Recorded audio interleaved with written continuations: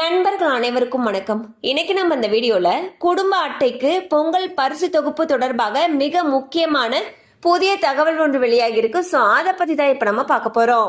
ஒவ்வொரு ஆண்டும் பொங்கல் பண்டிகையின் பொழுது பொதுமக்கள் மகிழ்ச்சியாக கொண்டாடும் வகையில் 1 கிலோ பச்சரிசி, சர்க்கரை, முழு கரும்பு மற்றும் பொங்கல் பரிசு தொகுப்பாக 1000 ரூபாய் ரொக்க பணம் வழங்கப்பட்டு வந்தது.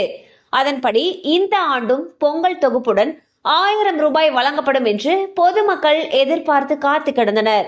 இந்நிலையில் பொங்கல் பரிசு தொகுப்பு தொடர்பான அறிவிப்பை சமீபத்தில் தமிழக அரசு வெளியிட்டது. அதில் ரேஷன் கடைகள் மூலமாக 1 கிலோ பச்சரிசி, சர்க்கரை, ஒரு முழு கரும்பு வழங்கப்படும் என்று தமிழக அரசு அறிவித்திருந்தது. மேலும் இலங்கை தமிழர் மறுவாழ்வு மையங்களில் வசிக்கக்கூடிய குடும்பத்தினருக்கும் இந்த பொங்கல் தொகுப்பு கிடைக்கும் என்றும் தெரிவிக்கப்பட்டிருந்தது. ரேஷன் கடைகளில் ஜனவரி 9ஆம் தேதியிலிருந்து பொங்கல் தொகுப்பை பெற்றுக்கொள்ளலாம் என்றும் அறிவிப்பு வெளியாகியுள்ளதால் ஒவ்வொரு ரேஷன் அட்டைதாரர்களுக்கும் டோக்கன்கள் வழங்கப்பட்டு வருகின்றன. ஆனால் பொதுமக்கள் பெரிதும் எதிர்பார்த்த 1000 ரூபாய் ரொக்கம் தொடர்பான அறிவிப்பு இடம்பெறவில்லை. இதனால் பொதுமக்கள் கடும் அதிர்ச்சி அடைந்துள்ளனர். மேலும் திமுக கூட்டணி கட்சி தலைவர்கள் மற்றும் எதிர்கட்சி தலைவர்கள் பொங்கல் பரிசு ரொக்கமாக 1000 ரூபாய் வழங்க வேண்டும் எனவும் வலியுறுத்தி வருகின்றனர்.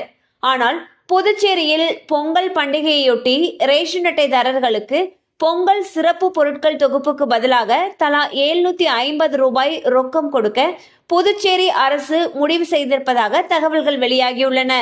ஏற்கனவே தமிழக மக்களுக்கு பொங்கல் பரிசு தொகுப்புடன் 2000 ரூபாய் வழங்க வேண்டும் என்று ஐகோர்ட்டில் வழக்கு தொடரப்பட்டுள்ளது. இதையெல்லாம் கருத்தில் கொண்டு தமிழக அரசு பொங்கல் பரிசு தொகுப்புடன் ரொக்கமாக 2000 ரூபாய் வழங்க வேண்டும் என்று அனைத்து பொதுமக்கள் கோரிக்கை விடுத்துள்ளனர்.